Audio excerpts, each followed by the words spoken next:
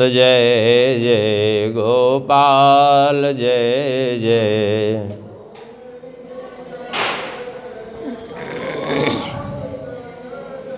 श्री राधा रमण हरि गोविंद जय जय।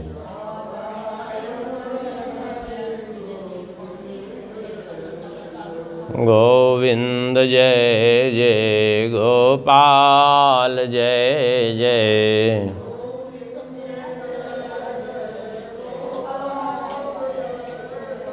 श्री राधा रमण हरि गोविंद जय जय।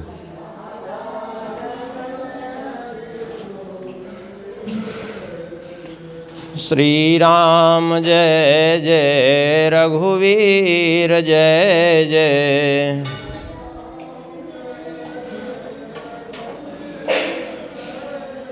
सीतारमण श्री रघुनाथ जय जय।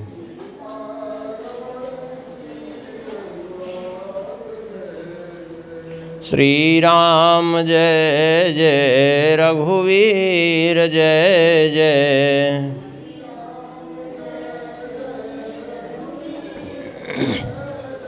सीतारमण श्री रघुनाथ जय जय।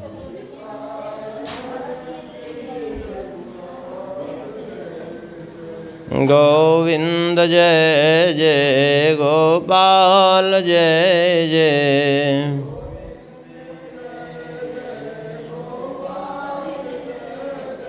श्री राधा रमण हरि गोविंद जय जय।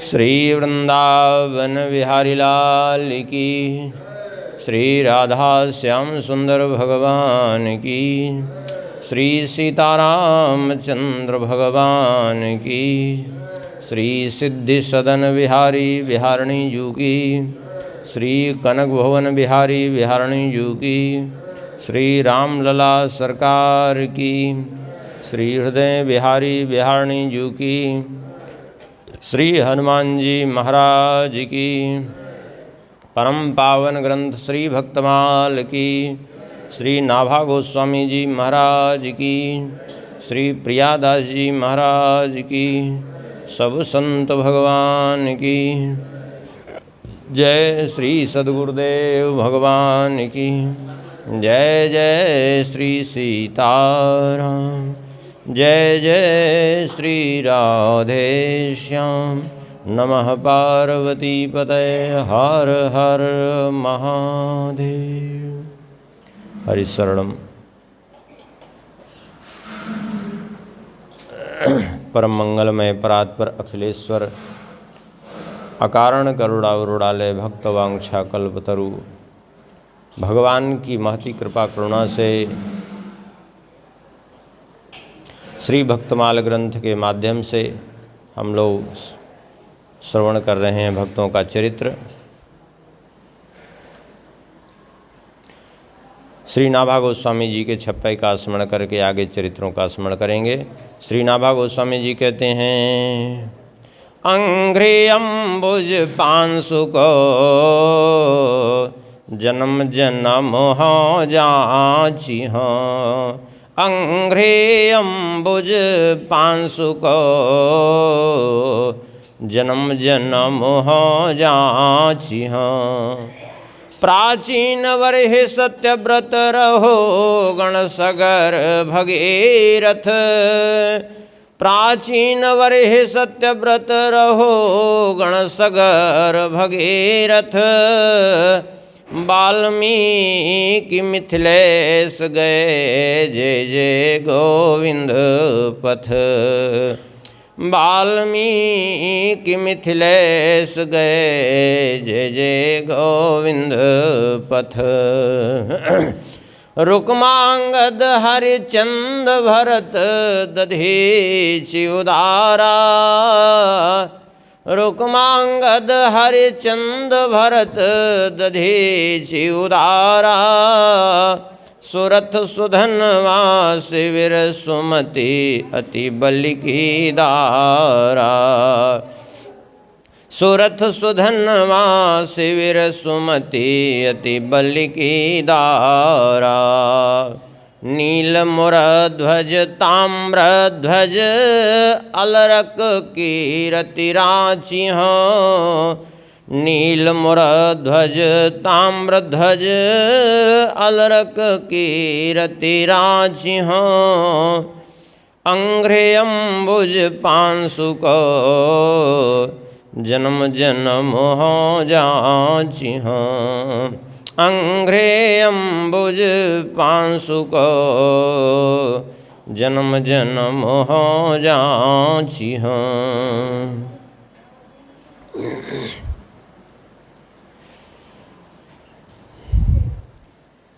पूर्व प्रसंग में इस छप्पे के अंतर्गत कई भक्तों का स्मरण कर चुके हैं। इसके पहले हम लोग स्मरण किए विंध्यावली जी का चरित्र। अब आगे स्मरण किया है श्री नाभा गोस्वामी जी ने नील मोरध्वज ताम्रध्वज, नीलध्वज का। ये नीलध्वज का चरित्र जो है महाभारत में वर्णित है।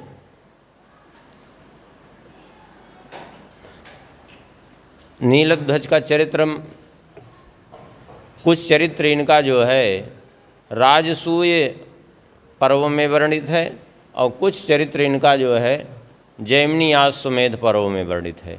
यहाँ तो जो जैमिनी आश्वमेध पर्व में चरित्र वर्णित हैं उसी का यहाँ थोड़ा संक्षेप में वर्णन किए हैं। इनका राजसूय पर्व में भी कुछ चरित्र है महाभारत के अंतर्गत। ये माहिष्मती नगरी के राजा थे, जिसको वर्तमान में उज्जैन कहते हैं, वहाँ के राजा थे ये नीलध्वज। इनके एक पुत्र का नाम था जो बड़ा पराक्रमी था, प्रवीर। जब युधिष्ठिर जी अश्वमेध यज्ञ कर रहे थे तो उस समय जो है वो प्रवीर ने उस अश्व को पकड़ लिया। यहाँ पर ये चरित्र वर्णन है। वैसे इनका उसके पहले जब युधिष्ठिर जी ने राजसूय यज्ञ किया था तब भी नीलध्वज जी ने युधिष्ठिर जी के राजसूय यज्ञ के अश्व को भी पकड़ा था। वहाँ भी जो है राजसूय यज्ञ हुआ था तो वहाँ भी युद्ध हुआ है। और वहाँ यद्यपि वहाँ का चरित्र यहाँ वर्णन नहीं किए हैं, लेकिन वहाँ सहदेव जी उस सेना के जो है माने उस दक्षिण दिशा को जीतने का अभियान लेकर के सहदेव जी चले थे इनके राजसूय यज्ञ में।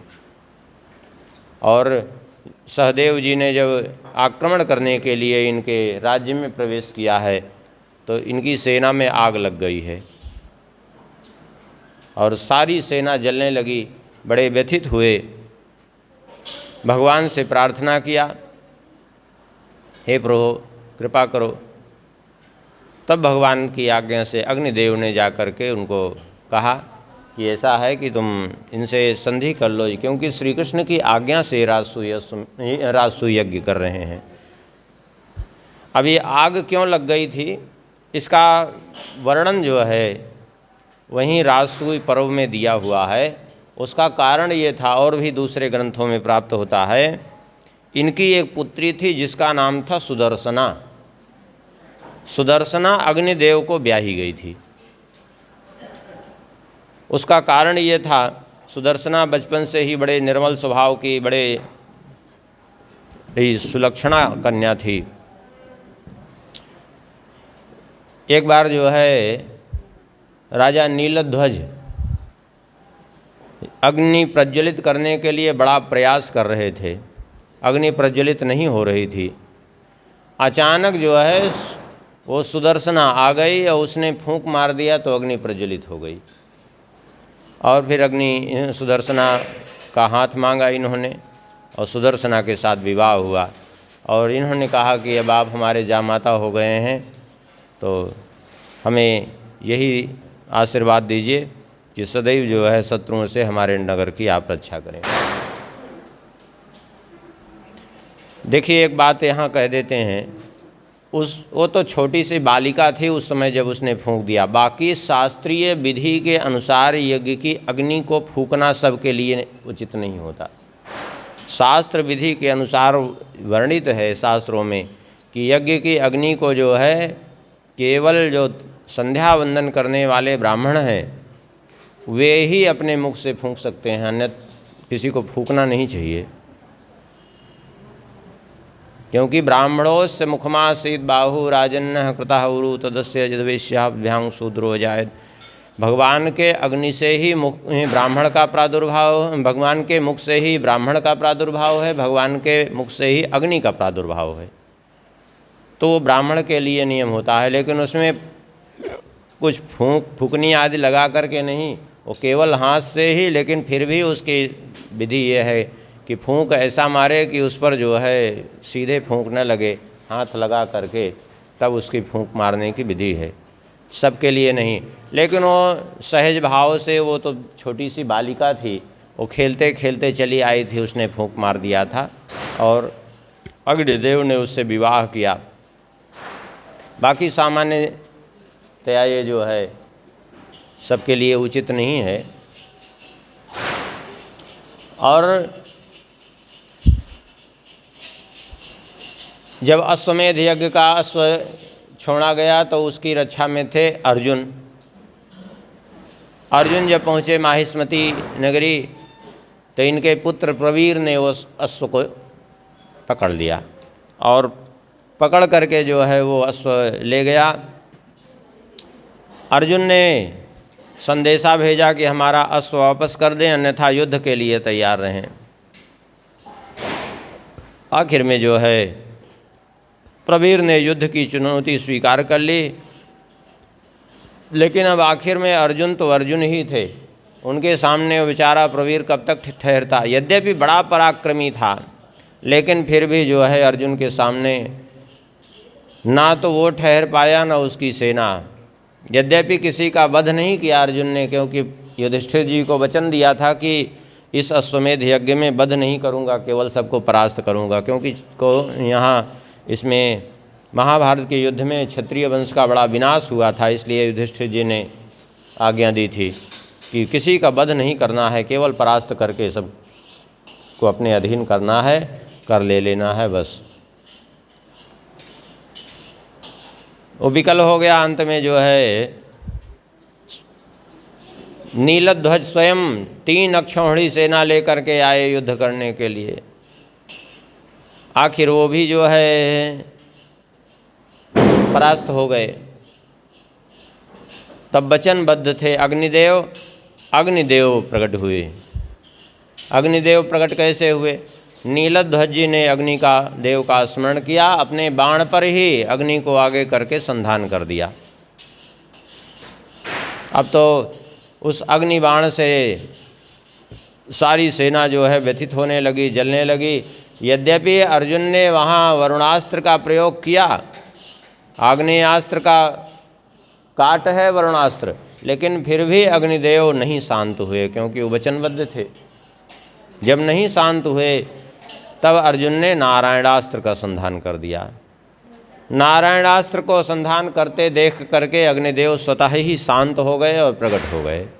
अग्निदेव ने कहा, अर्जुन शांत हो जाओ तुम, इस नारायणास्त्र को तुम्हें चलाने की ज़रूरत नहीं है, हम वचनबद्ध थे इसलिए आए हैं।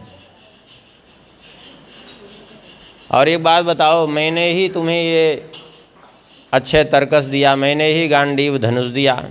बोले हाँ प्रभु, दिया तो आप ही ने है, क्योंकि खांडव वन का जब दहन किया था उसी समय दिया था।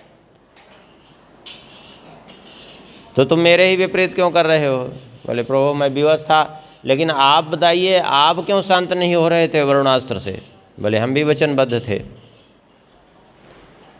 अग्निदेव ने कहा, अर्जुन अब मैं तुमसे एक प्रश्न पूछना चाहता हूँ, तुम ये अश्वमेध यज्ञ कर क्यों रहे हो?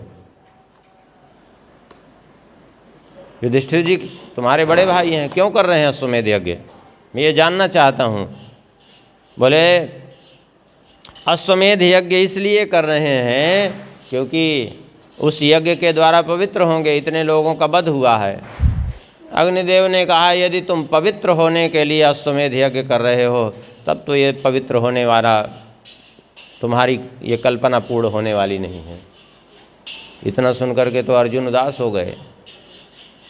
अरे हम इतना प्रयास कर रहे हैं अश्वमेध यज्ञ करके युधिष्ठिर जी, क्योंकि इतने लोगों का वध हुआ है और अश्वमेध यज्ञ ही सबका एकमात्र उपाय है कि समस्त जगत के वध से, के पाप से मुक्त करने वाला।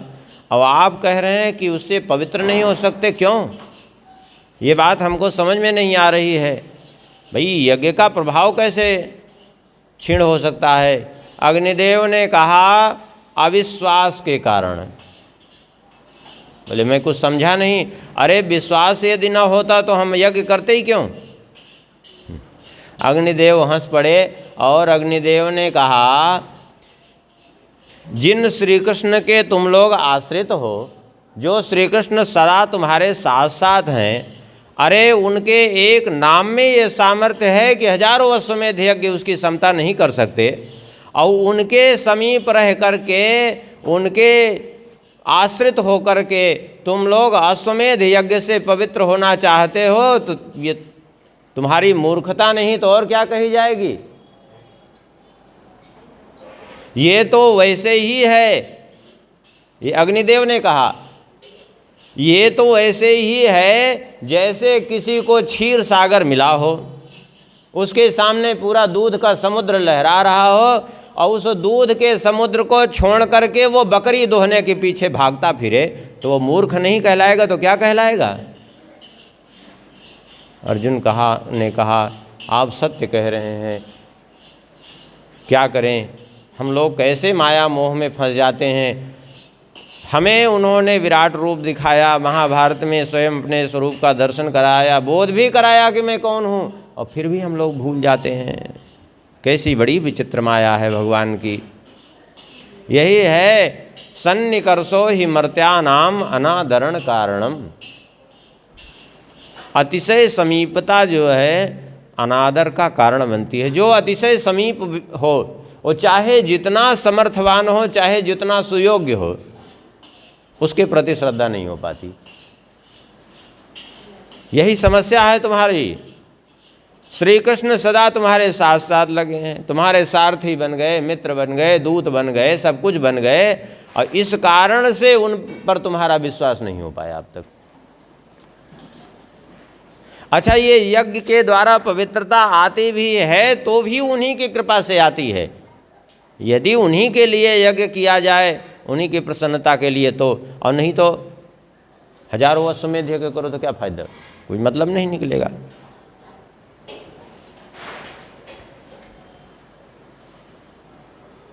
अग्निदेव ने कहा चलो, लेकिन कोई बात नहीं, कर रहे हो, भगवान समीप हो तो भी कर्तव्य कर्म से विमुख जीव को नहीं होना चाहिए, इसलिए जो कर रहे हो ठीक है अपनी जगह। और उसके बाद अग्निदेव ने नीलध्वज से कहा कि आप जो है इनसे संधि कर लीजिए और इनकी अधीनता को आप स्वीकार कर लीजिए, क्योंकि भगवान श्री कृष्ण के द्वारा भेजे गए हैं ये, और श्री कृष्ण ने ही इस अश्वमेध यज्ञ की आज्ञा दी है युधिष्ठिर जी को, इसलिए आप इनसे युद्ध मत करिए।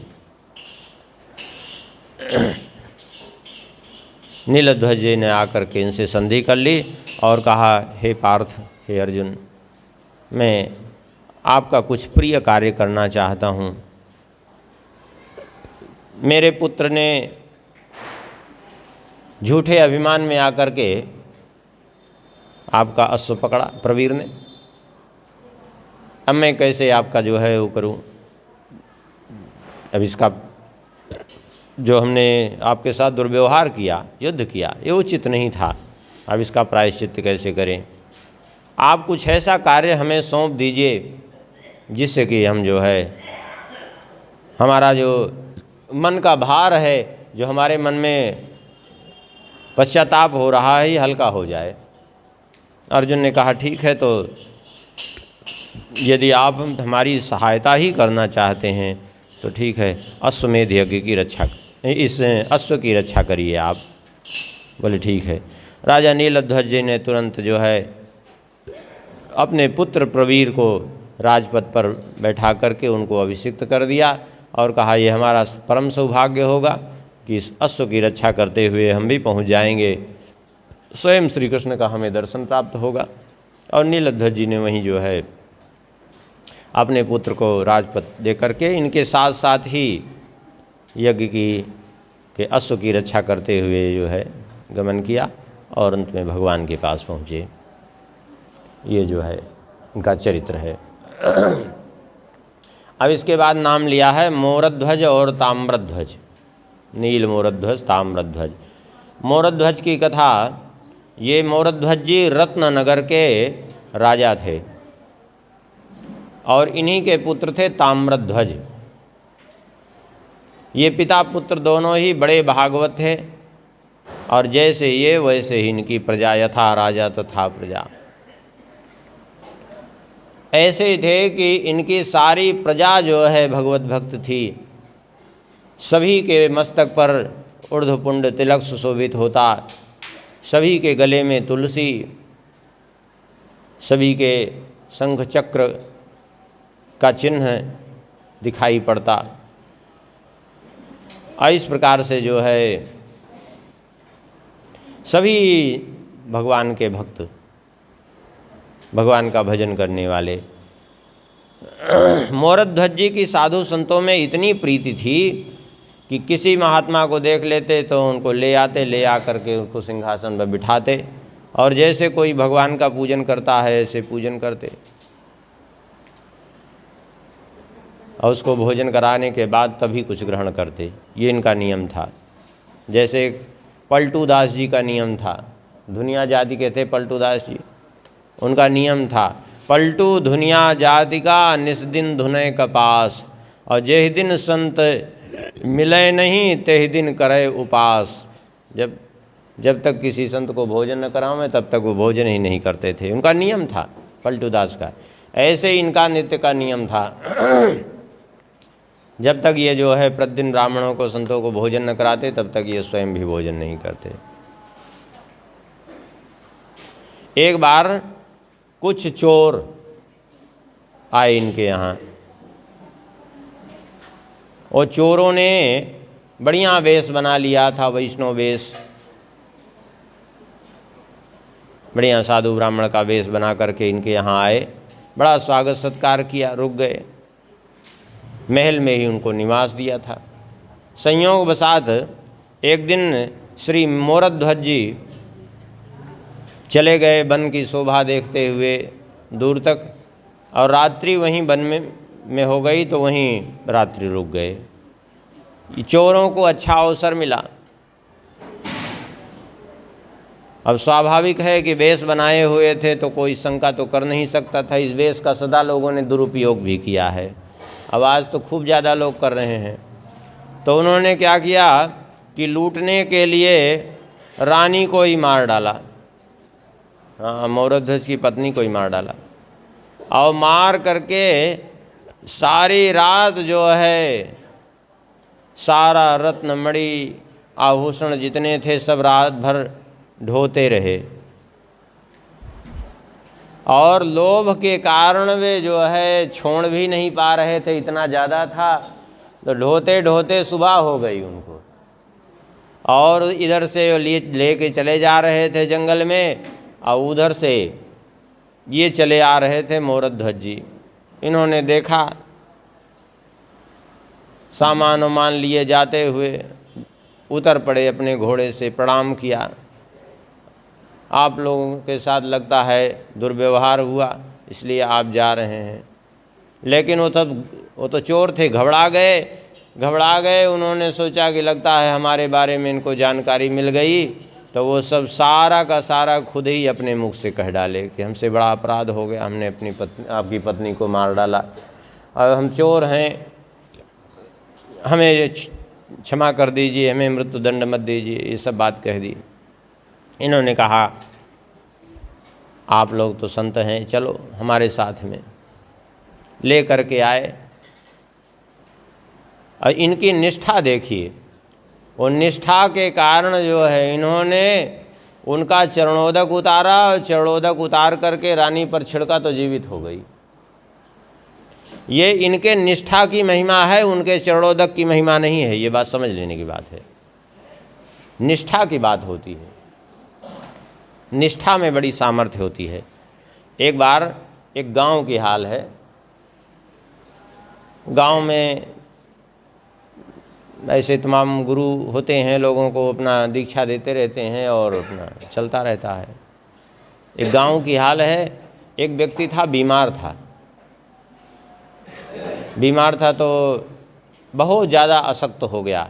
तो उसने अपने गुरुजी के पास खबर भेजी, गुरुजी हम तो बहुत अशक्त हो गए हैं, आपका दर्शन नहीं कर सकते, आप ही कृपा करके आइए दर्शन दे दीजिए। गुरुजी गए, ऐसे ही गांव के थे गुरुजी, पहुँचे, वो देख करके किसी तरह बड़ी मुश्किल में उठा, चरण पखारा। अब गुरुजी का तो उधर स्वागत सत्कार होने लगा, उसने चरणोदक लिया और थोड़ी देर में आकर बिल्कुल स्वस्थ होकर के बैठ गया वो। गुरुजी ने उसके पूछा, क्यों, तुम तो अभी एकदम अशक्त थे, स्वस्थ कैसे हो गए अचानक? बोले गुरुजी आपका चरणामृत पिया ना, तो अमृत तो है, अमृत तो समस्त रोगों की औषधि, हम ठीक हो गए। ये क्या थी? उसकी निष्ठा। लेकिन वो गुरुजी जो थे उन्होंने सोचा ये तो हमको पता ही नहीं था कि हमारे चरणोदक में इतनी सामर्थ्य है। समझ रहे, इतनी सामर्थ्य है, हमें पता ही नहीं था। संयोग बसात एक शिष्य था, बीमार था, पहुंच गए उसके यहाँ, उसको ले जा रहे थे अस्पताल। अरे बोले रुको, अस्पताल ले जाने की ज़रूरत नहीं, अभी धुलो चरण पिलाओ, अभी ठीक हो जाएगा ये। अब वो चरण धुल के पिलाया, उसको बुखार था और वो ठंडा जल जाके निमोनिया पकड़ लिया उसको, हालत बिगड़ गई। हाँ, जब हालत बिगड़ गई तो अब उनको समझ में नहीं आया ये हुआ क्या। फिर बाद में वो गए वो चेला के पास, बोले क्यों, तुम तो उस दिन ठीक हो गए थे लेकिन वो तो और बिगड़ गया, उसकी तबीयत खराब हो गई। तब उसने कहा गुरुदेव क्षमा करें, सच्चाई तो ये है कि वो हमारी निष्ठा थी कि हम आपका चरणामृत पी रहे हैं, लेकिन उसको जिसको आपने पिलाया वो चरणामृत नहीं, उसने जल पिया। तो ये निष्ठा की बात होती है, निष्ठा है तो काम करेगा, नहीं तो जो है चरण धुल के पिला देने से कुछ नहीं होगा। खूब पी लीजिए। कितनी किसकी निष्ठा है ये महत्व की बात है, निष्ठा में बड़ी सामर्थ्य होती है। एक बार माघ का महीना, खूब लोग स्नान कर कर के जा रहे थे। भगवती पार्वती जी ने भगवान भोलेनाथ से कहा देखो कितने लोग ठंडी में इतना प्रयाग स्नान कर रहे हैं। भगवान शंकर जी ने कहा देवी ये सब स्नान नहीं कर रहे हैं, ये सब केवल जो है बस भीड़ के पीछे भीड़ अपना निर्वाह कर रहे हैं बस। बोले क्या कह रहे हैं आप? बोले मैं सत्य कह रहा हूँ, इनको विश्वास ही नहीं है कि गंगा जी समस्त पापों का हरण कर लेंगी। ये विश्वास नहीं है, केवल बस भीड़ के पीछे भीड़, बस देखी देखा कर रहे हैं, बस बाकी कुछ नहीं है। इसलिए वास्तविक लाभ इनको नहीं प्राप्त हो पा रहा है। पार्वती जी को विश्वास नहीं हुआ, ऐसा कैसे हो सकता है? बोले चलो अभी हम दिखाते हैं। भगवान शंकर जी तो शंकर जी ही हैं, बस गए, तुरंत अपनी माया से एक गड्ढा प्रकट कर दिया और वहीं उसी गड्ढे में एक वृद्ध का रूप धारण करके गिर पड़े। एक वृद्धा रूप में पार्वती जी बाहर खड़ी हो गई। अब जो स्नान करके जा रहे थे, अरे भैया थोड़ा हमारे पति को बचाओ, गिर गए हैं, ये गिर गए हैं गड्ढे में, कोई निकालो तो। अब जो ही निकालने के लिए आगे बढ़ते, पार्वती जी कहते लेकिन तुम सुनो एक समस्या है। बोले क्या समस्या है? बोले समस्या ये है कि हमारे पति के अंदर गुण ये है कि अगर इनको कोई पापी स्पर्श कर ले तो जल के भस्म हो जाता है। तो कहीं कोई पाप तो नहीं है आपके जीवन में? आप सुन करके सब भाग खड़े होते, कभी न कभी कोई न कोई पाप तो बना ही है। किसी की हिम्मत नहीं पड़ी, हजारों निकल गए इसी तरह से।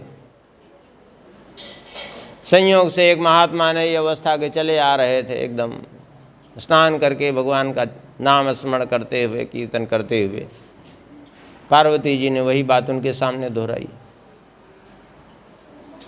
वो झट से निकालने के लिए तैयार हुए। पार्वती जी ने कहा लेकिन कोई पाप किए होगे तो जल जाओगे।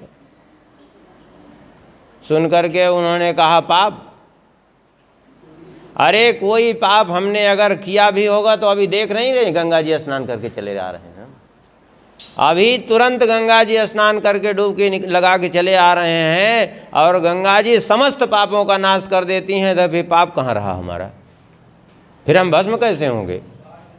निकाल करके शंकर जी को बाहर कर दिया। शंकर जी पार्वती जी अपने स्वरूप में प्रकट होकर दर्शन दिए। भगवान शंकर जी ने कहा देखो ये हजारों निकल गए, किसी ने स्नान नहीं किया तो यही स्नान किया। ये क्या है, विश्वास। विश्वास नहीं है तो कोई मतलब नहीं निकल पाता। जो लाभ होना चाहिए, बिना विश्वास के एक ही चीज़ काम करता है, पक्की बात समझ लीजिए, भगवान का नाम। चाहे विश्वास हो तो ना हो तो, उल्टे जपो तो, सूधे जपो तो, काम वो एक ही चीज़ करेगी, भगवान का नाम। बाकी बिना विश्वास के जो है, बिन विश्वास भगति नहीं ते बिन द्रवहि न राम। बिना विश्वास के बाकी कुछ नहीं काम करता, समझ लीजिए। सब चीज़ में विश्वास की बहुत आवश्यकता है। अरे एक आप औषधि ले रहे हैं, उसमें भी विश्वास की आपको आवश्यकता है। यदि आपको विश्वास है कि औषधि काम कर जाएगी तो काम करेगी, और नहीं विश्वास है तो एक सामान्य औषधि भी नहीं काम करती है। विश्वास में बड़ी सामर्थ्य होती है।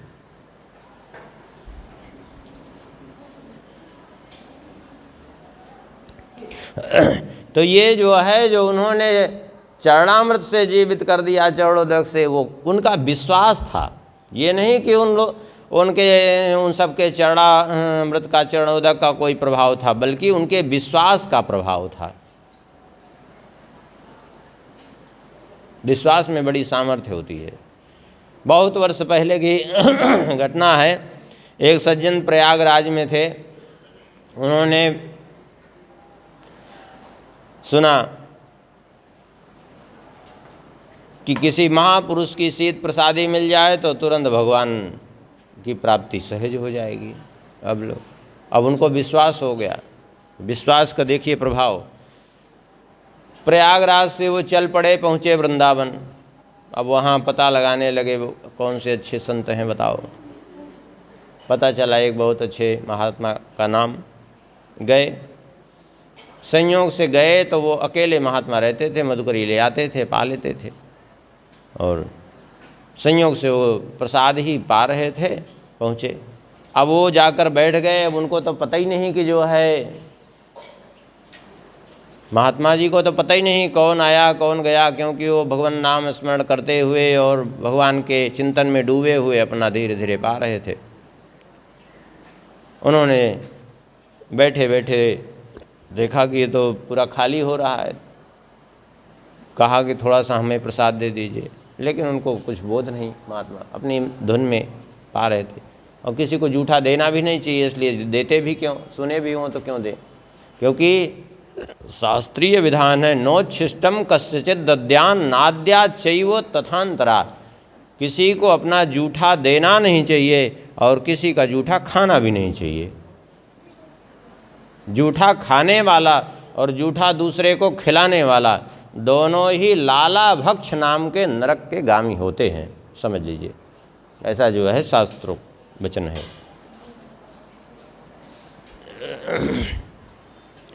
तो अपनी मस्ती में वो ग्रहण कर रहे थे, लेकिन फिर मांगा, फिर भी नहीं मिला। तीसरी बार फिर कहा, कोई उत्तर नहीं। अब उन्होंने देखा कि सब पूरा तो ग्रहण कर चुके हैं, बस एक ही अंतिम ग्रास बचा है, एक मात्र अंतिम ग्रास बचा। तो सोचा अब इतना हम अगर उठा भी लेंगे तो अभी इतने से तो इनके भूख पर कोई वो रहेगा नहीं कि भूखे रह जाएंगे। अब तो ग्रहण कर ही चुके हैं, एक ही ग्रास तो बचा है। उठाने को सोच रहे थे, तब तक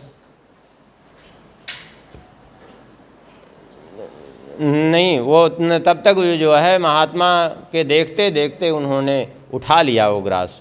अब महात्मा का ध्यान भंग हुआ, जल्दी से पकड़ लिया उनका हाथ। अब जल्दी से पकड़ लिया जैसे, अब उन्होंने देखा कि अब हमारा हाथ तो पकड़ लिया, अब तो हम ग्रहण ही नहीं कर पाएंगे इसको। अब वो महात्मा अपनी ओर खींच रहे हैं, वो अपनी ओर। अब वो आखिर नहीं, जब खींच पा रहे थे तो महात्मा को दांत से काट लिया, वो हाथ छूट गया तो जल्दी से खा लिया उसको। अब यद्यपि ऐसा करना अनुचित है, ऐसा किसी को दांत से काटना उचित नहीं है, लेकिन अब अतिशय श्रद्धा और अतिशय किसी चीज़ में, जब किसी चीज़ का बोध न हो तो ऐसे कुछ न कुछ हो ही जाता है। हालांकि उन्होंने ग्रहण कर लिया।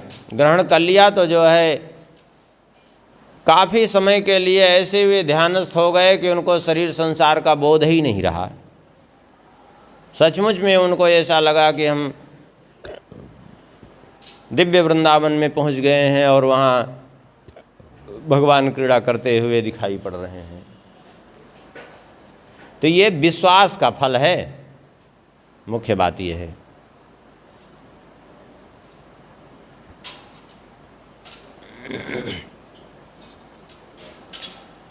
ये हमेशा भगवान के भजन में लगे रहते थे, इसलिए भगवान ने इनके राज्य की रक्षा करने के लिए अपने सुदर्शन चक्र जी को नियुक्त कर दिया था। एक बार किसी की मृत्यु होनी थी, यमदूत पहुंच गए। अब जब यमदूत पहुंच गए तो सुदर्शन चक्र जी को भगवान ने नियुक्त किया था, तो वो दूसरे की कौन कहे, यमदूतों को भी खदेड़ लिया सुदर्शन चक्र जी ने। यमदूत बेचारे भागे, जा कर के यमराज से कहा, तो भगवान के चक्र ने हमें खदेड़ लिया, वहाँ से प्रवेश ही नहीं कर पाए उनके राज्य में, हम ले कैसे आते उसके प्राण। यमराज भाग करके गए भगवान के पास, प्रभु हम कैसे अपना निर्वाह करेंगे, आपने अपने सुदर्शन चक्र जी को नियुक्त किया है, बताइए उनके क्षेत्र में हम कैसे प्राण हरण कर सकते हैं। भगवान ने कहा आपको हरण करने की जरूरत ही नहीं है, जिसकी आयु पूरी हो जाएगी हमारे धाम में चले आएंगे। धर्मराज ने कहा वो तो ठीक है, लेकिन फिर कर्म का विधान तो खंडित होगा, कर्म का फल कैसे मिलेगा जीवों को।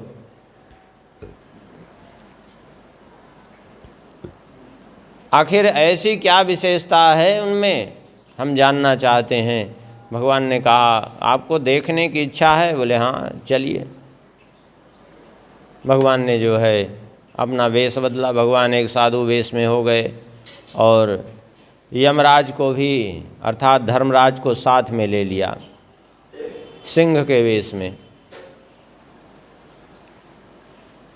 साथ में लेकर के आए।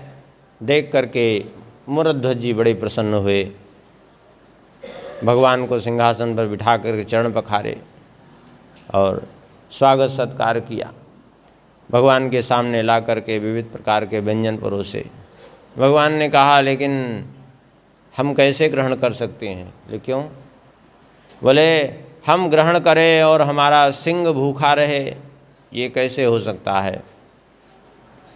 बोले तो आपके सिंह को भी भोजन मिलेगा, आप जो कहें। बोले सिंह क्या, सिंह तो केवल मांस खाता है, कोई दाल चावल रोटी हलवा पूड़ी थोड़ी ही खाता है सिंह। बोले कोई बात नहीं, हम आप के सिंह के लिए मांस की व्यवस्था करते हैं। अभी वन से शिकार करके कोई पशु हम ला के उपस्थित करते हैं। इस प्रकार से जब कहा, ताम्रध्वज को आज्ञा दी कि जाओ ले आओ। भगवान ने कहा नहीं, ऐसा नहीं हो सकता, तुम दूसरे को किसी जीव को क्यों मार करके ले आओगे। बोले फिर तो हम ही जो है बैठ जाते हैं इसका मांस भक्षण बनने के लिए, मांस खा ले हमारे। बोले तुम नहीं, एक काम करो, अपने पुत्र को बिठाओ।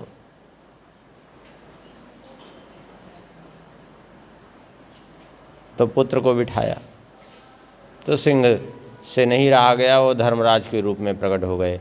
ये विश्राम सागर में इस तरह से कथा है। लेकिन ये कथा स्कंद पुराण में दूसरे ढंग से वर्णित है। स्कंद पुराण में ये कथा जो है इस प्रकार से वर्णित है कि अर्जुन को अभिमान हो गया था। अर्जुन का अभिमान भगवान चूर्ण करना चाहते थे और उस बात को यहाँ श्री प्रियादास जी ने भी कहा है।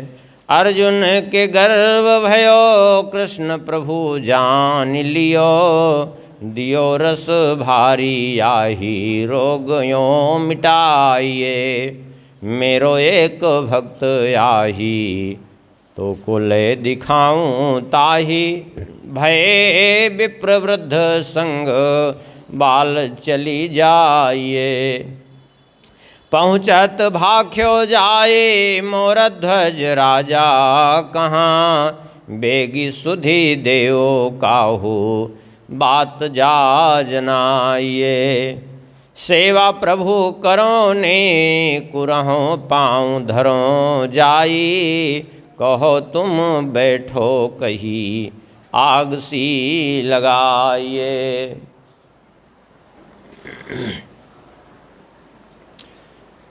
कहते हैं अर्जुन को अभिमान हो गया, अर्जुन को गर्व भयो। गर्व क्या हुआ कि मैं बहुत भगवान का बड़ा श्रेष्ठ भक्त हूँ, मेरे जैसा भक्त कोई नहीं है। क्योंकि भगवान साथ साथ रहते, क्रीड़ा करते, सारथी तक बने, तो अभिमान स्वाभाविक हो गया इनको। जब अभिमान हो गया तो भगवान ने इनके गर्व का नाश करने के लिए कहा, चलिए हम आपको एक भक्त का दर्शन कराते हैं, लेकिन ऐसे नहीं, तुम बालक बन जाओ। भगवान वृद्ध बन गए और इनको बालक बना दिया, तुम बालक बन जाओ, चलो मेरे साथ। लेकर के चले गए मोरध्वज के यहाँ। राजा मोरध्वज ने देख करके बड़ा स्वागत सत्कार किया। देखिए एक बात समझ लीजिए, भगवान सब कुछ सहन कर सकते हैं लेकिन अभिमान बिल्कुल सहन नहीं कर सकते। वो अभिमान चाहे किसी का भी हो, किसी का भी नहीं सहन कर सकते, चाहे वो किसी भक्त का हो, स्वयं नारद जी का ही क्यों न हो, स्वयं लक्ष्मी जी का ही क्यों न हो, सत्यभामा जी का ही, बलराम जी का ही क्यों न हो, किसी का अभिमान। क्यों अभिमान भगवान क्यों नहीं सहन कर सकते? क्योंकि सकल शोकदायक अभिमाना, सारी समस्या की जड़ है अभिमान। सारी समस्या की जड़ अभिमान।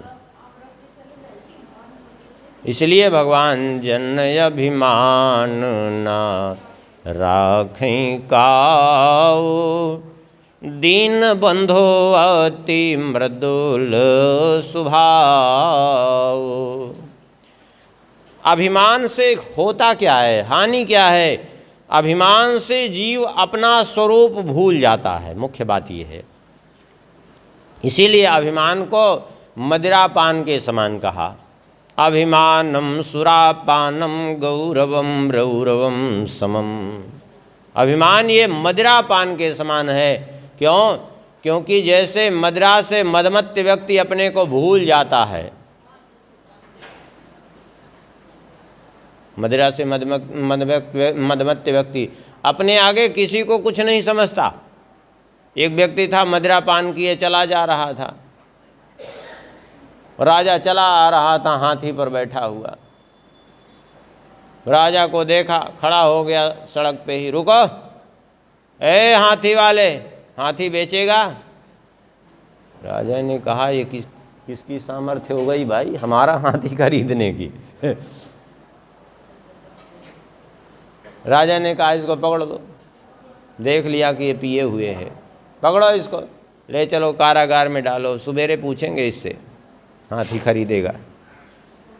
कारागार में, अब जब उसको होश आया, मदिरा उतर गई, तो अपने को कारागार में देखा, तो वहाँ लोगों से पूछा, तो कहा तुम रात में राजा को ललकार रहे थे कि हाथी बेचो, हाथी खरीदने की बात तुम कर रहे थे।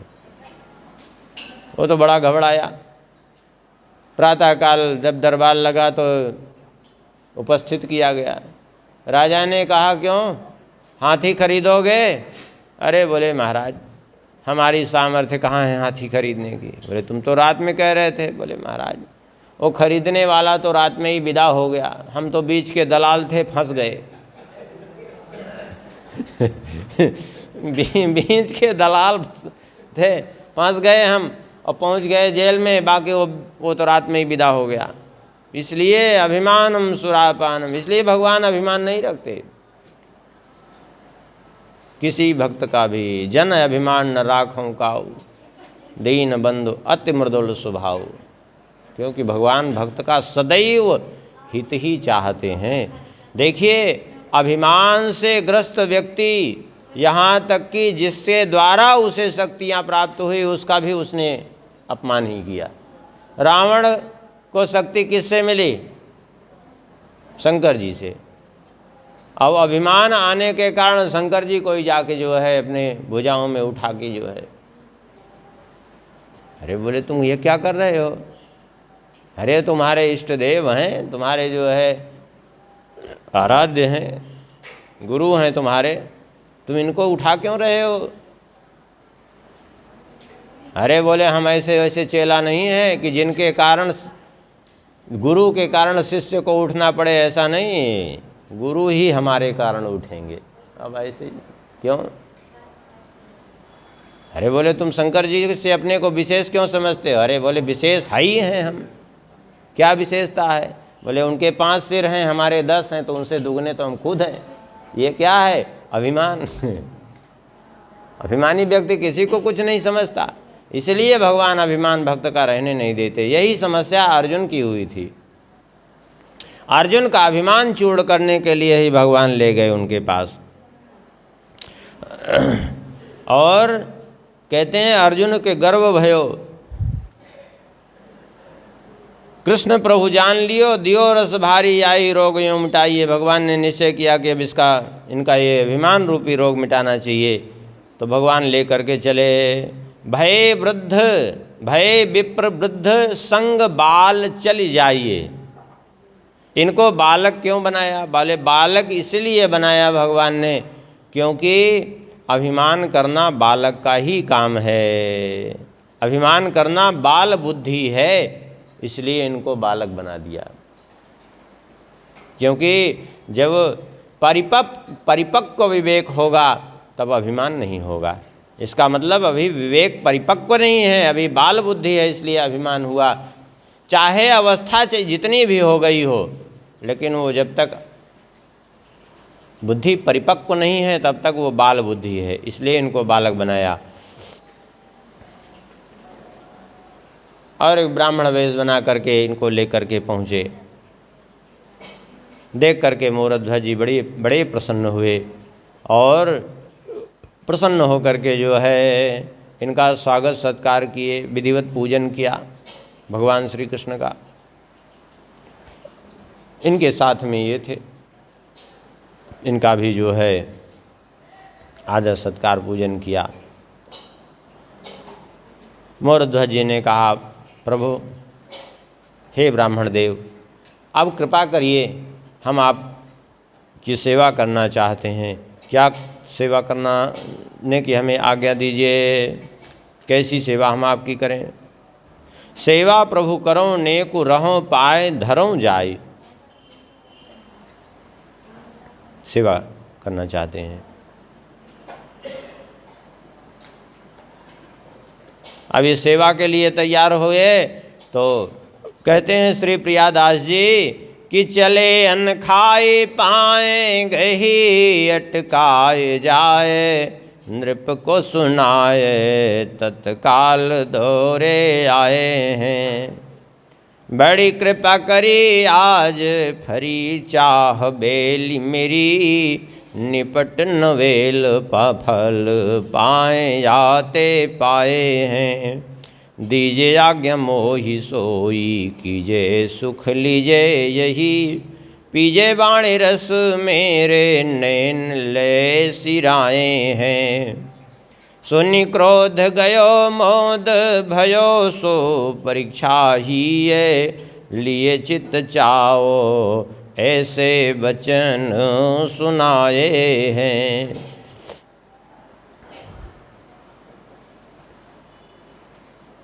कहते हैं कि उस समय इनकी सेवा के लिए कुछ सामग्री लेने चले गए, भोजन आदि की व्यवस्था करने चले गए। तब तक वो ब्राह्मण देव के रूप में तो भगवान ही थे। उठे और उठ करके वो आग लगाना चालू कर दिए सब जगह। यहाँ प्रियादास जी वर्णन कर रहे हैं। यद्यपि स्कंद पुराण में दूसरी तरह कथा है, उसको भी अभी सुना देते हैं। आग लगाना चालू कर दिया। श्री प्रियादास जी कहते हैं अब तो द्वारपालों ने जाकर के सूचना दी, वो ब्राह्मण जो आए हैं, वो वृद्ध ब्राह्मण, वो तो आग लगा रहे हैं, आपके महल में ही आग लगा रहे हैं। दौड़े आए, जाकर चरणों में गिरे, महाराज क्षमा कर दीजिए, हमसे कोई गलती हो गई, आपकी वस्तु है, आप स्वीकार कर रहे हैं, हमें कोई समस्या नहीं है, आपके तो दर्शन करके ही हमारा जीवन धन्य हो गया।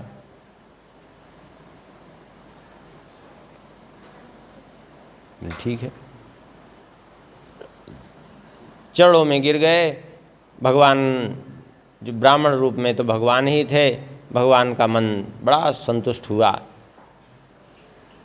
बोले नहीं कोई बात नहीं, आग लगाना बंद कर दिया। ले करके गए, फिर बैठाए इनको। बोले अब आज्ञा करिए, हम आपके भोजन की व्यवस्था करना चाहते हैं। बोले भोजन की व्यवस्था हम क्या बताएं, हम सेवा तो तुमसे हमें चाहिए, लेकिन समस्या यह है कि हमारे सामने कुछ ऐसी समस्या है जिसके कारण हम कुछ कह नहीं पा रहे हैं। बोले क्या समस्या है, आप अपनी जो है समस्या तो कहिए। अब यहाँ आगे जो प्रियादास जी वर्णन कर रहे हैं, ये कथा पूरे स्कंद पुराण से मिल रही है। पीछे की जो है वो थोड़ा सा भिन्न है। अब यहाँ की जो है ये पूरी स्कंद पुराण से यहाँ मिल रही है। कह रहे हैं भगवान ने कहा देवे की प्रतिज्ञा करो, करी जो प्रतिज्ञा हम, जाहि भांति सुख तुम्हें सोई या को भाई है। मिलो मग सिंह यही बालक को खाए जात, कही खाओ मोही नहीं यही सुखदाई है। काहू भांति छोड़ो नृप आधो जो शरीर आवे, तो ही आही तजो कही बात मो जनाई है।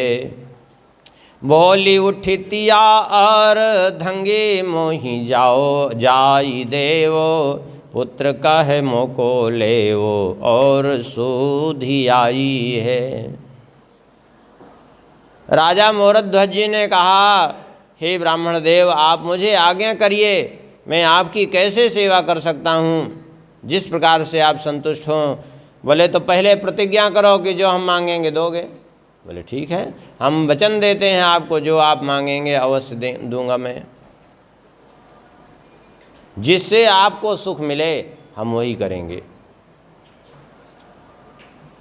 भगवान ने कहा कि समस्या ये है, हम दुखी इसलिए हैं कि जब मैं इस बालक को साथ में लेकर के आ रहा था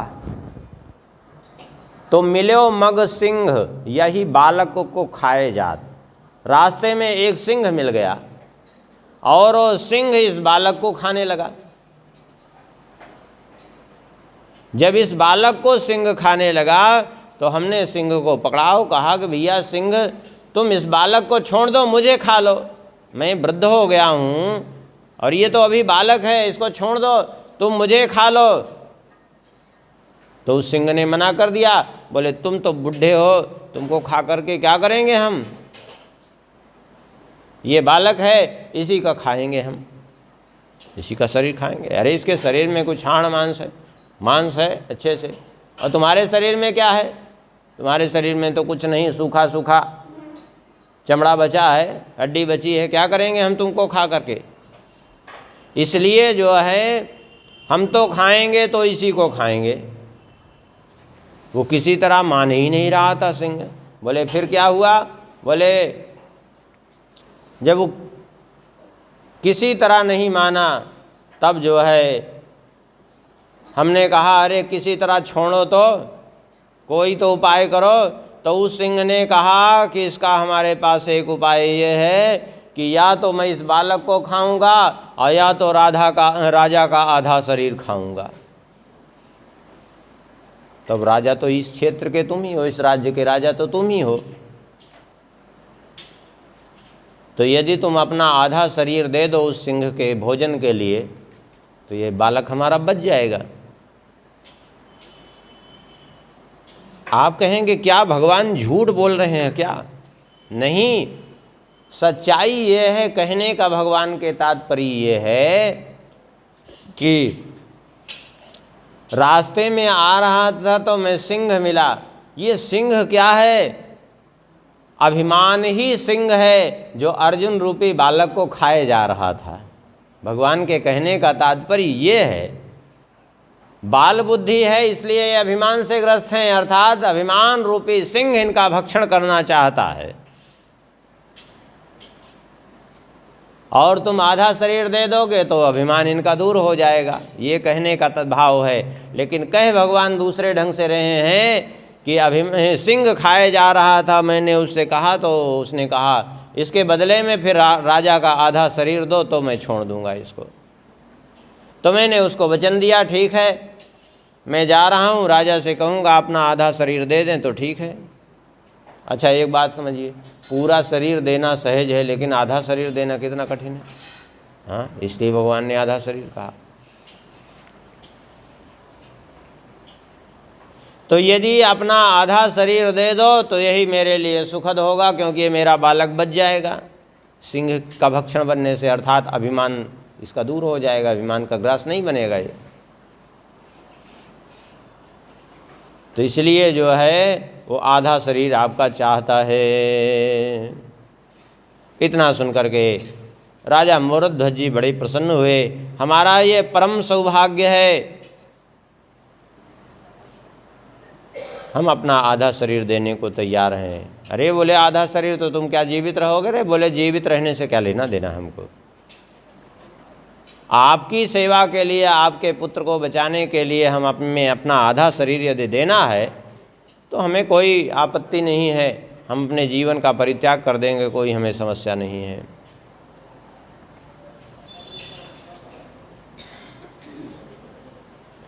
इस प्रकार जब कहा तब तो जो है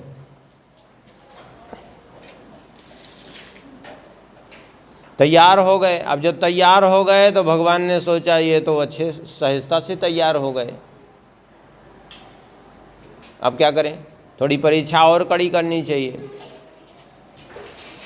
भले एक काम करो, दूसरा नहीं, तुम्हारी पत्नी और पुत्र मिलकर के बीच से फाड़ें तुम्हारे शरीर को। पत्नी आई, पत्नी ने कहा इसका सरल उपाय हमारे पास है। बोले क्या सरल उपाय तुम्हारे पास है? बोले सरल उपाय ये है कि जो है पति की अर्धांगिनी पत्नी ही होती है, तो हमको पूरा खा ले तो अपने आप जो है राजा का आधा शरीर उसको भक्षण करने का वो लग जाएगा, कोई समस्या ही नहीं है। पत्नी ने कहा रानी ने कि इनकी अर्धांगिनी, इनका आधा अंग मैं हूँ, तो यदि मुझे सिंह भक्षण कर ले पूरा पूरा तो उसको राजा के अर्धांग ग्रहण करने का सहज भाव से जो है उसको ग्रहण भी कर लेगा और कोई समस्या ही नहीं है। भगवान ने सोचा ये तो बड़ी विचित्र बात है, ये तो राजा सीधा सीधा बच गया इससे तो। और ये बात अपनी जगह सही कह रही है, इसके कुतर्क का कोई, इससे तर्क का कोई उतन है नहीं, काट भी नहीं है। तब तक पुत्र आया। अरे पुत्र ने कहा हम बताते हैं, अरे पिता का अंश ही तो पुत्र होता है, हम चले जाते हैं।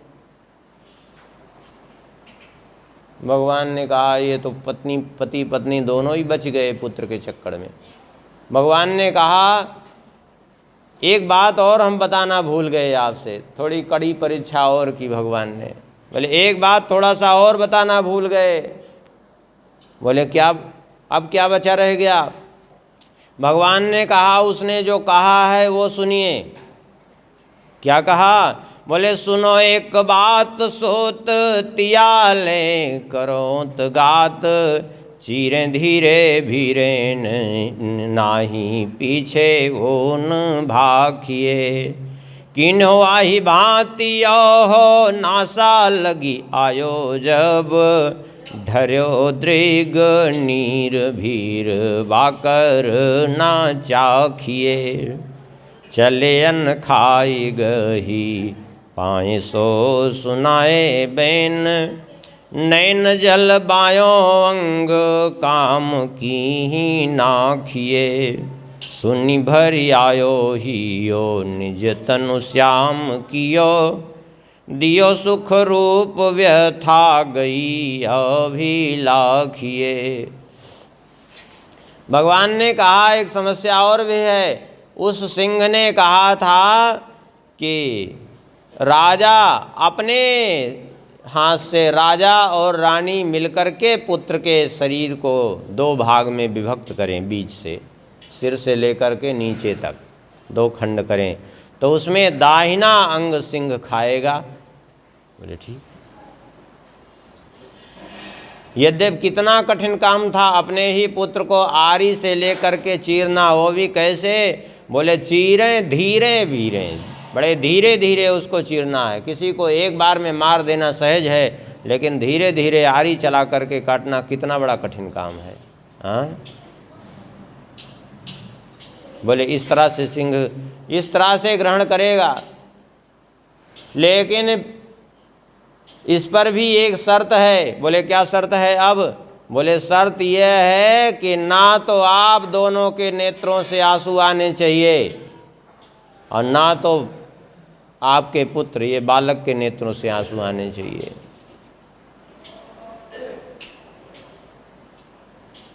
तैयार हो गए किसी तरह। तैयार हो गए, चीरने लगे। चीरते चीरते अचानक जो है देखा बालक के बाएं नेत्र से आंसू टपक पड़े। जब नाक तक जो है आरा आ गया चीरते चीरते, तो बाएं नेत्र से आंसू टपक पड़े। भगवान ने कहा नहीं, हो गया, अब नहीं खाएगा सिंह हो, क्योंकि बाएं आंख से आंसू आ गया। अब मैं जा रहा हूँ कह करके चल दिए, दौड़ करके चरण पकड़ लिए। उस बालक ने कहा कि हे ब्राह्मण देव, आप कृपा करिए, मुझे मरने का दुख नहीं है। बोले फिर बाएं नेत्र से आंसू क्यों आए? बोले बाएं नेत्र से तो आंसू इसलिए आए कि कहते हैं नैन जल बायों अंग काम की ही नाखिए, क्योंकि ये बाएं अंग को दुख इस बात का है कि ये किसी काम का नहीं आया। दाहिने अंग को तो प्रसन्नता है कि कम से कम ये जो है आपकी सेवा में लग रहा है सिंह का ग्रास बन करके, लेकिन ये बायां अंग तो बेचारा बेकार हो गया, किसी काम का नहीं है। इस कारण से बायां अंग बेचारा दुखी होकर के रो रहा है कि हमको क्यों नहीं स्वीकार किया गया, इसको तो व्यर्थ फेंक दिया जाएगा, किसी काम का नहीं होगा।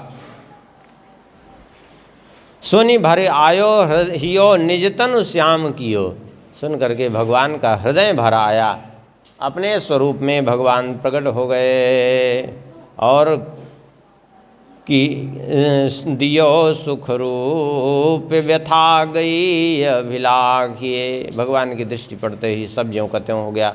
वो जो काटा था उतनी दूर वो भी सब ठीक हो गया। भगवान ने कहा मैं तुम्हारी परीक्षा ले रहा था, हमारी परीक्षा पूर्ण हो गई। अर्जुन भी अपने स्वरूप में प्रकट हो गए। भगवान ने कहा हम तुम्हें क्या दें इसके बदले में, इतना तुमने मुझे प्रसन्न कर लिया है कि मोह पे तो न दियो जाई निपट रिझाई लियो, तौरी झिदिए बिना मेरे ही ये साल है। मांगो भर कोट चोट बदलो न चूकत है, सूकत है मुख सोधी आए वही हाल है। बोलो भक्त राज तुम बड़े महाराज को, थोरो करत काज मानो कृत जाल है। एक मोको दीजे दान दियो जू बखानो बेगी। साधु पे परीक्षा जनी करो कली काल है। भगवान ने कहा, हे मोरध्वज, मैं तुम्हारी भक्ति से अत्यंत प्रसन्न हूँ। मैं इसके बदले में कुछ देना भी चाहूँ तो मैं देने लायक नहीं हूँ, लेकिन फिर भी मुझसे बिना दिए रहा नहीं जा रहा है। जो इच्छा हो तुम वरदान मांग लो। इसके बदले में एक क्या, तुम्हें मैं करोड़ों वरदान दे दूं तो भी मांगो बर कोटि चोट बदलो न चूकत है। यदि करोड़ों करोड़ों वरदान मांगो दे दूं तो भी इसके बदले में कम ही है तुम्हारे लिए। इसलिए जो इच्छा हो वरदान मांग लो, मैं तुम्हें देना चाहता हूँ।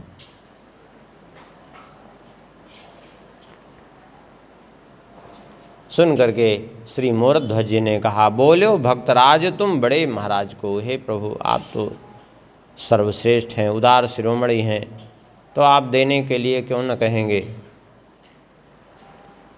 फिर भी ठीक है, आप देना चाहते हैं तो मुझे एक ही वरदान दे दीजिए और कुछ मत दीजिए। बोले क्या?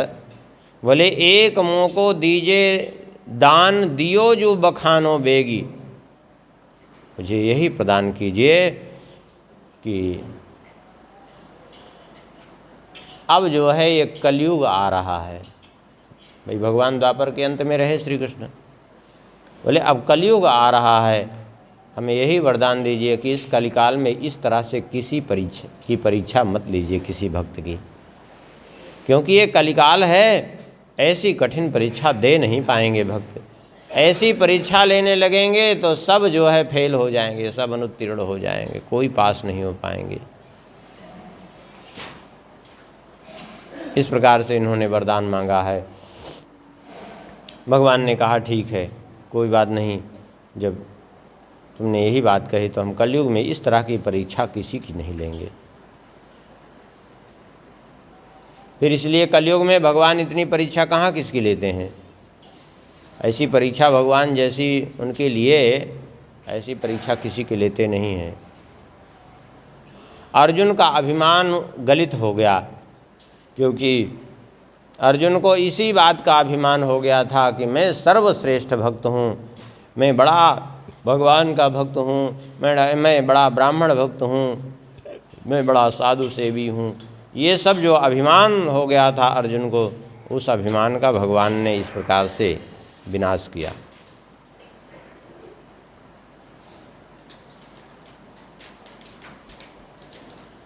मोरध्वज को माध्यम बना करके पूर्व में कैसे कैसे भक्त हुए हैं, लेकिन फिर भी कलयुग में तो भगवान बड़ी सरलता से प्राप्त हुए। इतनी कठिन परीक्षा कहीं आप सुने हैं?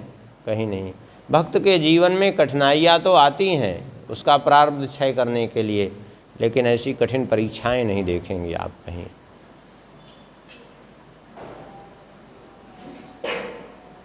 लेकिन कलयुगी जीवों पर भगवान ने, कलयुगी भक्तों पर कृपा भी बहुत की है। और योगन ते कमल नयन, कलयुग बहुत कृपा करी। और युगों की अपेक्षा भगवान ने कलयुग में बहुत अधिक कृपा की है। कलयुग में जैसी भगवान ने भक्तों पर कृपा की है, ऐसी कलयुग में जो है अन्य युगों में नहीं है।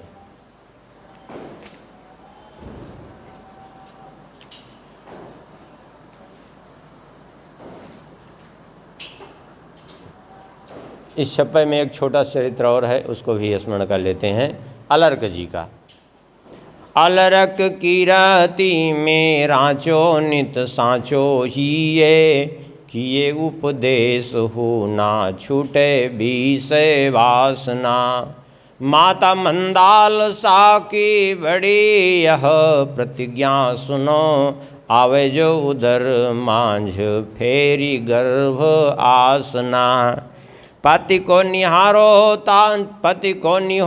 ताते रहो छोटो कोरो ताको, ले गए निकास मिली काशी नृप शासना। मुद्रिका उधारियो निहारी दत्तात्रेय जू को, भय भव पार करी प्रभु की उपासना।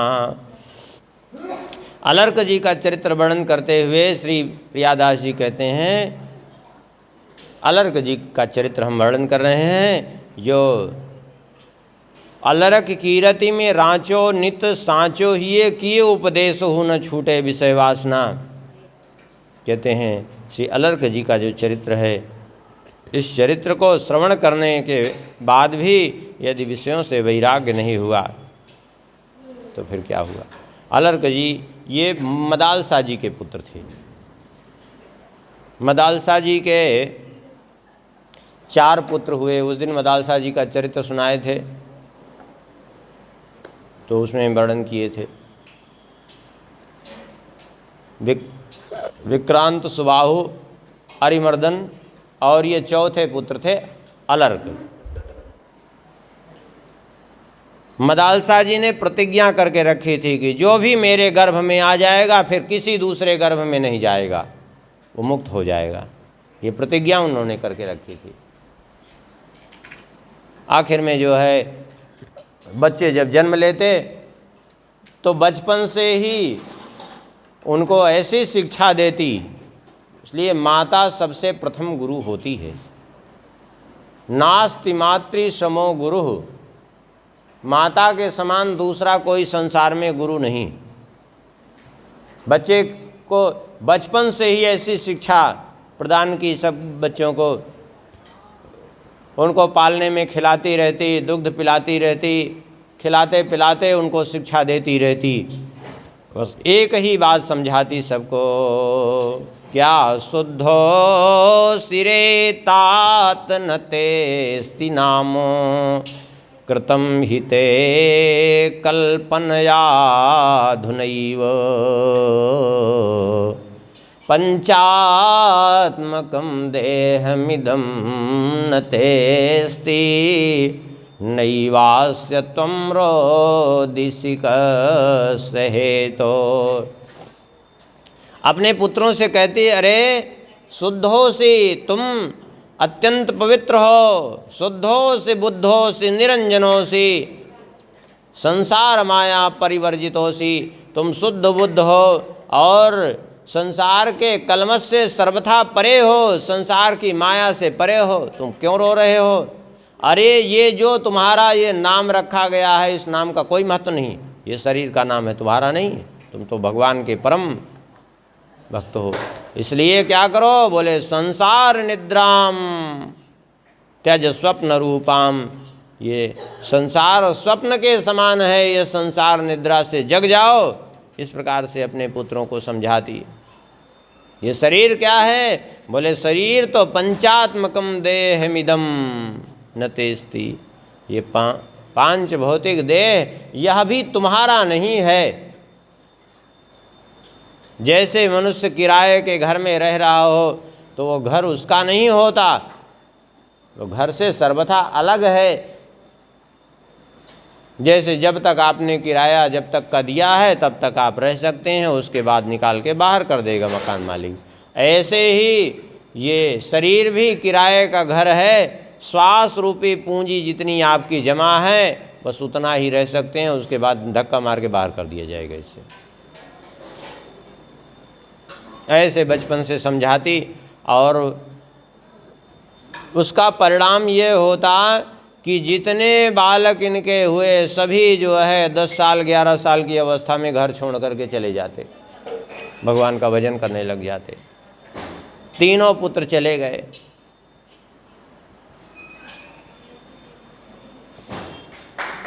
मदालसा के पति ऋतध्वज जी बड़े दुखी हुए कि तो सारे पुत्रों को वैसे कर रहे हैं। एक दिन संयोग, वो तो राजकाज में व्यस्त रहते थे, एक दिन संयोग से उनको यही चिंता लगे थे कि हमारे पुत्र छोड़ छाड़ के घर द्वार ये 10-11 वर्ष की अवस्था में पलायन क्यों करते हैं, कुछ समझ में नहीं आ रही थी।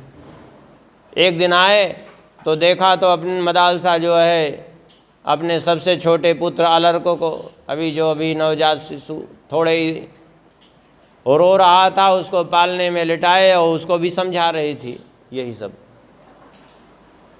ऋतध्वज जी ने कहा, ये कर क्या रही हो तुम? अरे ऐसे ही ऐसे करके तो तुमने 3 बच्चों को तो सब बाहर कर दिया, अभी चौथा है, कम से कम इसको तो छोड़ दो।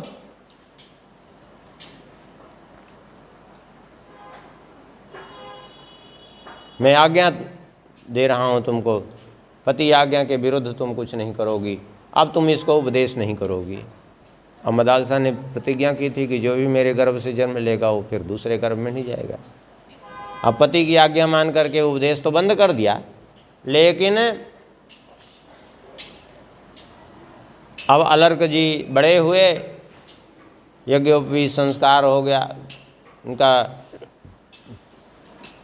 जब अवस्था हो गई राज्य चलाने की तो पति से कहा, अब जब पुत्र योग्य हो गया तो चलो अब भजन करते हैं। इनको राज्य दे करके चले गए। मदालसा ने जाते जाते एक मुद्रिका पकड़ा दी उनको। अब वो मुद्रिका पकड़ा करके कहा कि इसको अपने पास रखना हमेशा, जब इसको खोल के देखना मत इसके भीतर है क्या। जब अत्यंत संकट से घिर जाना, जब ये बात समझ में ही ना आवे कि अब हम क्या करें इस संकट निवारण के लिए, जब पूरी तरह से संकटग्रस्त हो जाना, तब इसको खोल करके देख लेना तो तुम्हारा सारा दुख दूर हो जाएगा। मुद्रिका देकर चली गई तो वहाँ देखा, जब वन में पहुँची मदालसा अपने पति के साथ, तो देखा कि आकर के 3 नवयुवक इनके चरणों में प्रणाम किए। आप लोग कौन हैं? अरे बोले, माता जी हम लोग आप ही के पुत्र हैं, जब छोड़ के घर आए थे तो 10-11 साल के थे, अब हमारी अवस्था ज़्यादा हो गई है। अरे तुम लोग मेरे पुत्र, कोई बात नहीं। मदालसा ने एक दिन अपने पुत्रों को एकांत में बुलाया और कहा, देखो तुम लोग तो संसार से मुक्त हो गए, लेकिन तुम्हारा छोटा भाई अलर्क अभी फंसा ही हुआ है संसार में, उसको भी छुड़ाओ, तुम्हारा कर्तव्य है। बोले ठीक है माता जी, आप चिंता न करें, उनको हम छुड़ाएंगे। कह करके उनमें सुबाहु आए, जा कर के जो है एक उपवन में बैठे, बड़े लोग जा कर के दर्शन करने लगे सब। अलर्क जी ने भी सुना कोई महात्मा पधारे हैं उपवन में, ये भी गए, जा कर के देखा, प्रणाम किया, पहचान गए ये तो हमारे बड़े भाई हैं।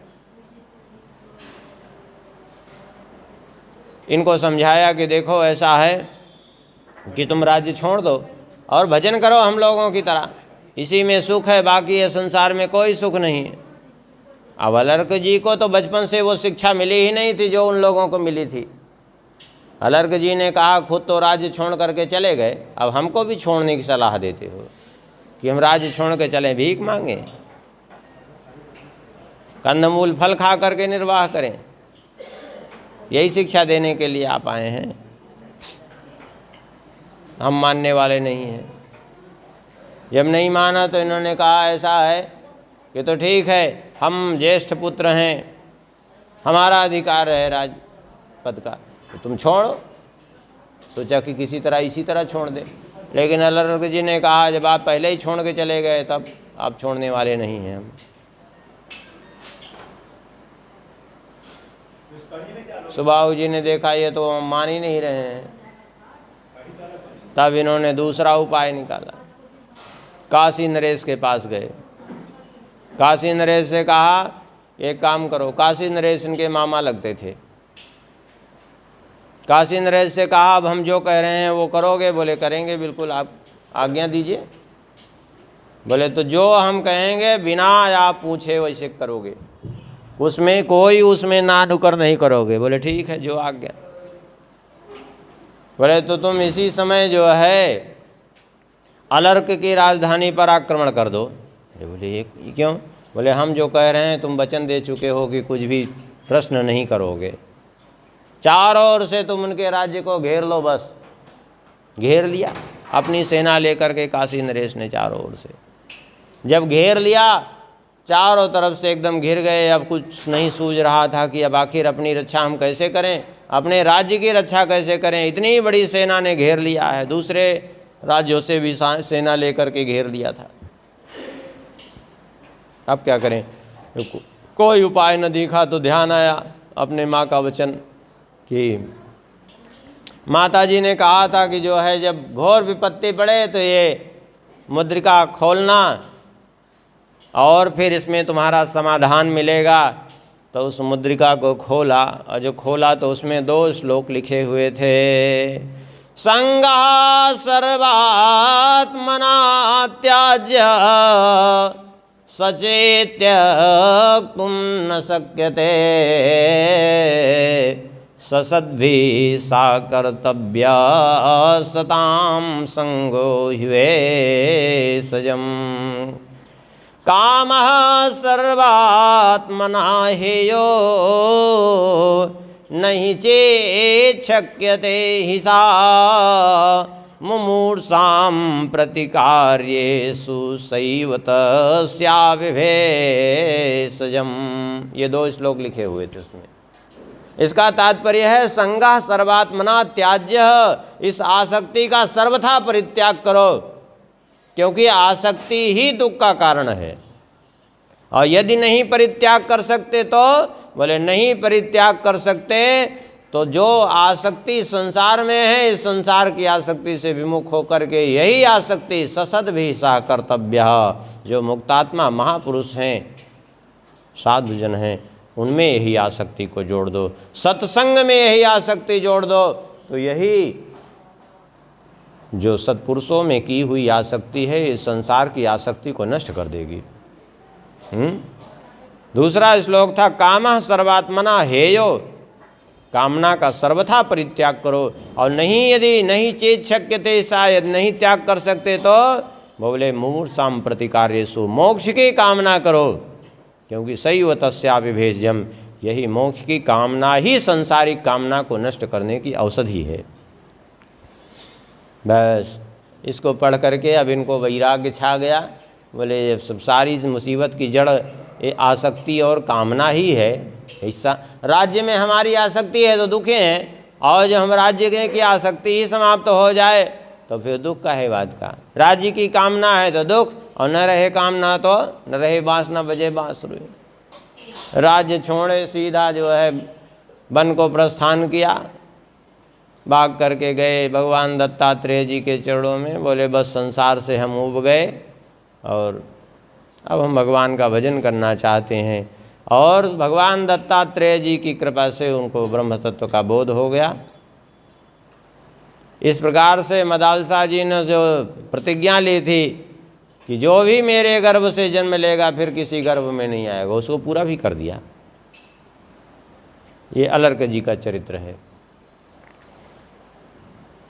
अभी दत्तात्रेय भगवान की कृपा से मुक्त होकर के स्वाभाविक रूप से विचरण करने लगे।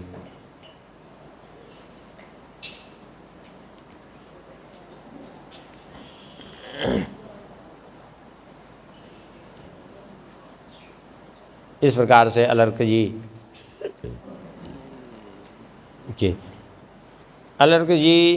इन दत्तात्रेय भगवान के द्वारा कुछ लोग हैं जो उपदेश प्राप्त किए, जितने उपदेश प्राप्त किए सब मुक्त हो गए।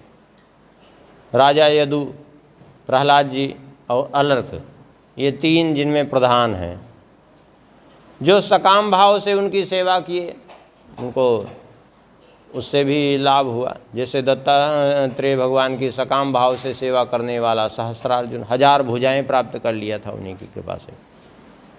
तो यहाँ अलर्क जी का भी संक्षिप्त रूप से चरित्र स्मरण हो गया और ये 56 यहाँ पूर्ण हो गया। अब यहीं कथा को विश्राम करते हैं। शेष भगवत कृपा से आगे प्रसंग में स्मरण करेंगे।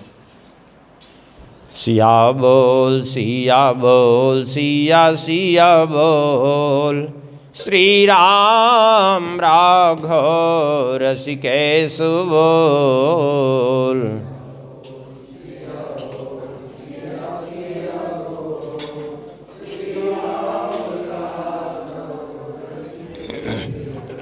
सिया बोल सिया बोल सिया सिया बोल।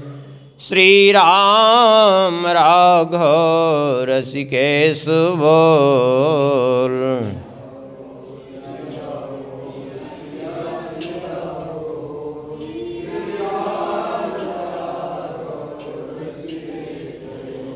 सिया बोल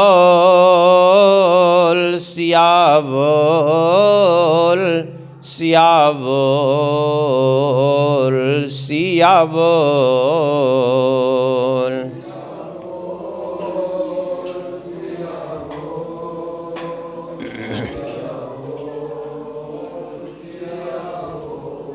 सिया बोल सिया बोल सिया बोल सिया बोल।